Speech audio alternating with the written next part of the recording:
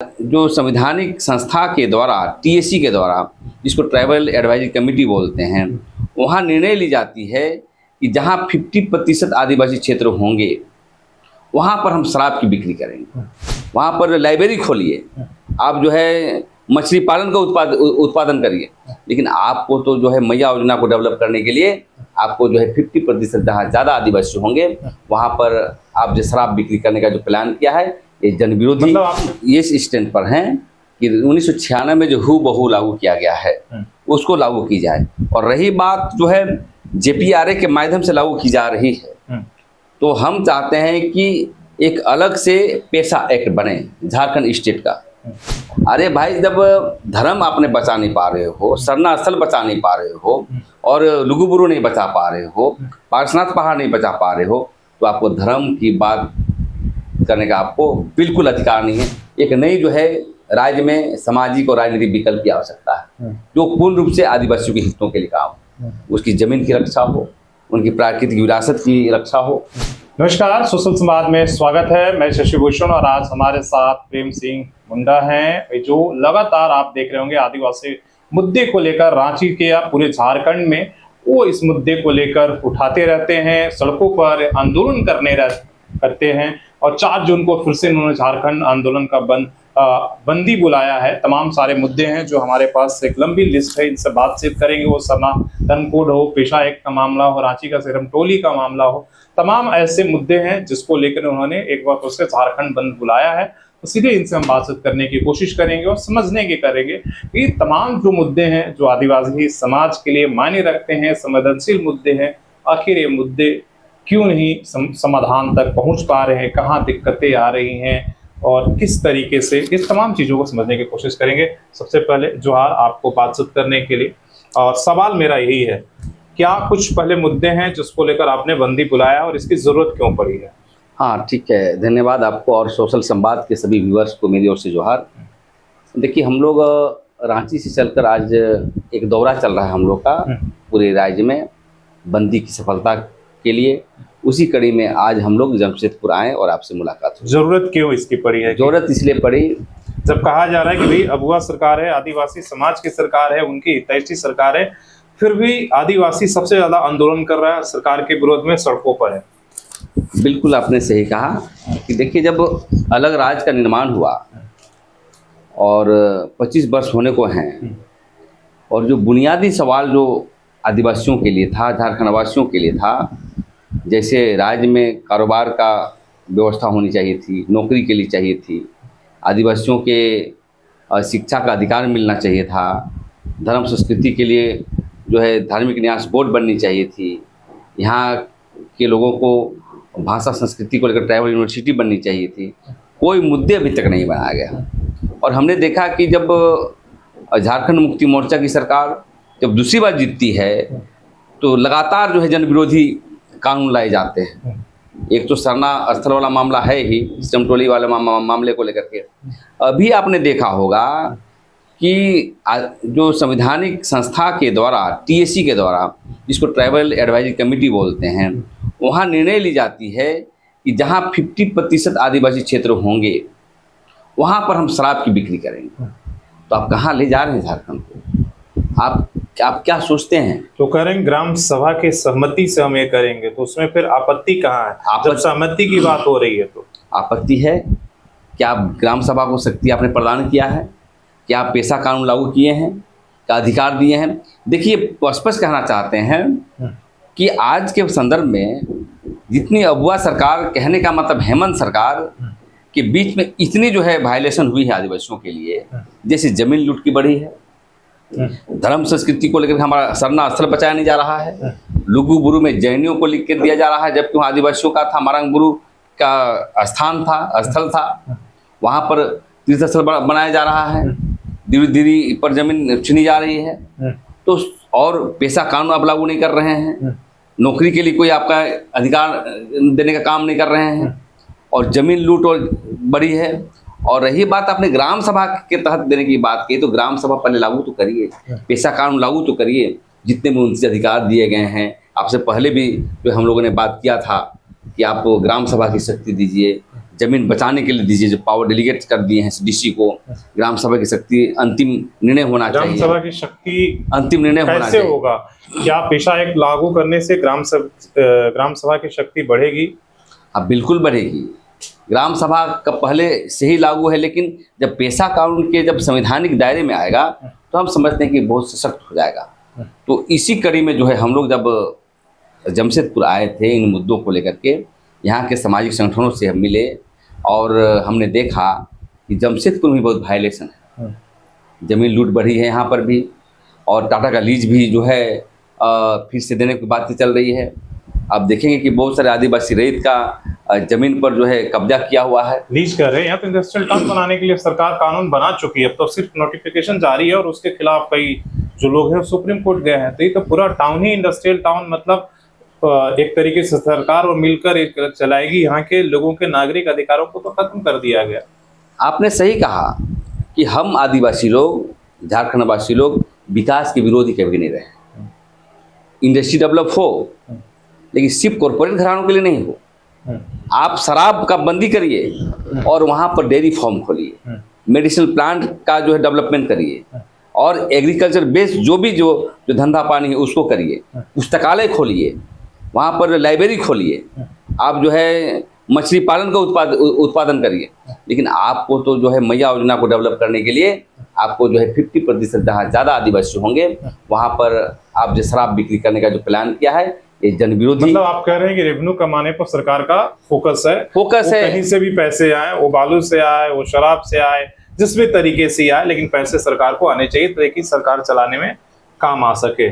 सरकार चलाने से काम नहीं आ पाए क्योंकि उनको जीवित रहना है, राजनीतिक जिंदा रखना है। फिर एक सवाल है सरना बोलो पेशा एक्ट को लेकर। मैं 2-3 महीने पहले रांची में आपसे मेरी बात हुई थी, तमाम लोगों से बात हुई, आपसे हुई थी, प्रेमचंद डुंगलुक, तमाम जो लोग विरोध कर रहे थे बात। इन 3 महीनों में मैं देख रहा हूं कि बहुत सारी चीजें चेंजेस हुई है। विरोध जो लोग कर रहे थे वो अलग अलग तरीके से, क्या पेशा एक्ट में क्या ऐसी गड़बड़ियां थी, और जो विरोध का स्वरूप देख रहे हैं, कई गुट बन गए, कई ग्रुप बन गए, धर्म की बातें आ गई, सरना ईसाई की बातें आई, उसमें तरह तरह की हिंदू ईसाई की बातें आने लगी, हिंदू आदिवासी की बात आने, तमाम तरह के मुद्दे आ गए। लेकिन जिस मुद्दे पर बात होनी चाहिए वो मुद्दा कहीं ना कहीं लग रहा है कि बहुत दूर चला गया।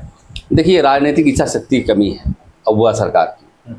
देखिए, कोई भी मान लीजिए सोशल एक्टिविस्ट सेमिनार करता है, विभिन्न प्रकार के ग्रुप हैं, जो कोई पी पेशा कहता है, या ग्राम सभा की शक्ति बहाल है या नहीं है, या जमीन के मसले पर, खनन के मसले पर कि गिट्टी बालू आप किसको देंगे, उससे बड़ा जो होता है सोना चांदी चाहे वो कोयला है तो उसको किसको देंगे, ये सभी मसला सरकार को करना चाहिए। रही बात आंदोलन जो कर रहे हैं वो अच्छी बात है, बहुत सारा मसला है। मान लीजिए रूढ़िवादी परंपरा कौन मानते हैं नहीं मानते हैं, सभी विषयों को सरकार को सोचना चाहिए और अविलंब जो है कोर्ट में जो निर्देश दिया है उसके अनुसार जो है इसको लागू करना चाहिए। मुंडा इस बीच इस विरोध में कहाँ खड़े हैं? क्या पी पेशा वाले में है, सरना ईसाई वाले में है, वो कौन सा, मतलब ये में आप किस स्टैंड पर अभी पेशा एक्ट को लेकर करें, या सरकार ने जो ड्राफ्ट बनाया था उसे लागू करने के पक्ष में थे कि भाई लागू हो जाए? बाद में एक पक्ष ये था, कह रहा था कि भाई जो भी सरकार ने ड्राफ्ट बनाया पहले जल्दी से लागू करो, 30 साल वक्त हो गया, जो सुधार करना हो होते रहना, उसमें जोड़ते घटाने रहा। आप कौन से स्टैंड में खड़े? हम ये स्टैंड पर हैं कि 1996 में जो हूबहू लागू किया गया है उसको लागू की जाए, और रही बात जो है JPRA के माध्यम से लागू की जा रही है, तो हम चाहते हैं कि एक अलग से पेशा एक्ट बने झारखंड स्टेट का, और और जितने भी उनके मूलभूत जो सिद्धांत हैं पेशा कानून का उनको सभी को लागू किया जाए। और इसलिए मैं कहना चाहता हूं, जैसे मैं जमशेदपुर आया, मैं पीछे और जाता हूं, इसलिए हम यहाँ पर आए कि संपूर्ण क्रांति होना चाहिए झारखंड में। एक भी क्रांतियाँ नहीं हो रही है।